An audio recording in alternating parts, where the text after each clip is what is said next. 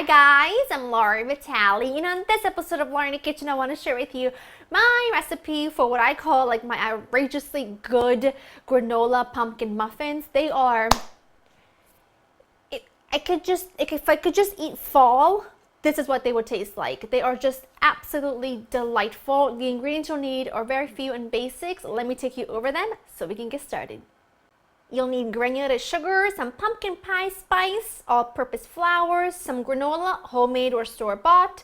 I've got baking soda, baking powder, salt, some pumpkin puree, this is pure pumpkin puree, eggs, whole milk, vegetable oil, and some vanilla extract. Now, for the granola, now this is my homemade granola, except I changed things a little bit. I added some sunflower seeds and I kept out, I left out any cranberries or raisins or whatnot. You can buy your favorite store-bought granola. Really, the world is your pickle. But if you do want a killer granola recipe, you know I've got you covered on laurainthekitchen.com. So it's up to you. And then I'm also making sure that the pumpkin puree is pure pumpkin puree. Because sometimes when you buy canned pumpkin, right next to the pure pumpkin puree, there's something called pumpkin pie filling. That's not what you want. That's really sugary and sweet and overly flavored. So I always buy the pure pumpkin puree.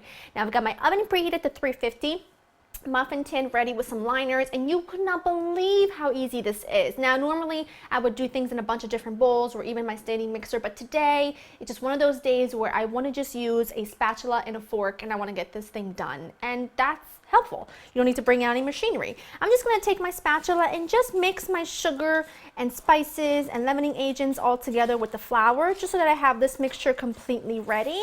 And then what I'm going to do, and I'm going to get back to this in a minute, what I'm going to do in a measuring cup, I'm going to add in my pure pumpkin puree along with my eggs, a couple of eggs, a good splash of vanilla, need a little bit of vanilla in pretty much every muffin or cupcake. And then I'm going to add the vegetable oil, but I'm not going to add the milk. I'll add the milk once I add this mixture to my wet. And then I just take a fork and mix these two together to combine.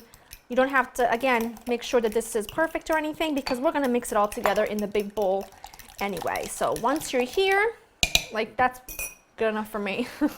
I add this to my dry mixture, and then you could use a wooden spoon or a spatula like I am. I'm going to add half of my milk and then reserve the half to see if I even need it, because sometimes depending on humidity and how dry the environment is, you might need a little bit more milk, you might need a little bit less. So just start with a little bit and then add as you go.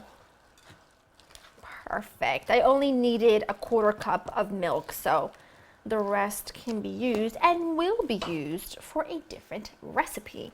So now I'm just going to take my handy dandy ice cream scoop and just scoop out my batter into my muffin liners. That's it. I managed to get about 14 muffins out of this batter, but if you want to make really huge ones, then just go ahead and divide your batter evenly among the 12, and then you'll have really baked, fat, delightful muffins. But I'm gonna make 14, like in a nice medium-ish size. Pop these into the oven at 350. They'll be in there for about 25 minutes, maybe even a little bit longer. And go ahead and rotate your baking sheets halfway through for even coloring and even baking. And just so you know, there should be a warning on outside of your front door that says before you enter, make sure you've eaten something, because you're going to people are going to go crazy over the smell, I guarantee it. So I'm going to pop these in, let them bake, let them cool, and I'll show you what they look like when they're done. These beautiful things were in the oven for exactly 25 minutes. So start checking them at like the 22-minute mark, because sometimes they take 22 to 25, 25 to 30. So just check on them with the toothpick. If it comes out clean with no wet batter on it, then you know it's done. I let these cool for about 25 minutes. They're still warm and they smell like if fall could be in a scent, it would smell like these. If that makes any sense. I'm just going to go for this one right here, simply because this looks so good like that. I'm just going to take the little wrapper off. Sometimes, you know, it's better to leave the wrapper completely off so nothing sticks to them. But this worked out well. Look. Wow. Now if you had put, or if I had put some raisins or dried cranberries or anything into my granola, then you'd have specks of raisins and dried cranberries. But again, that's up to you. I left it out because I didn't have any on hand and I wanted to make my own granola. But if you have your favorite granola brand that already has that in it, then it'll just taste even better. I'm gonna go for like the bottom because it's really nice and soft and moist.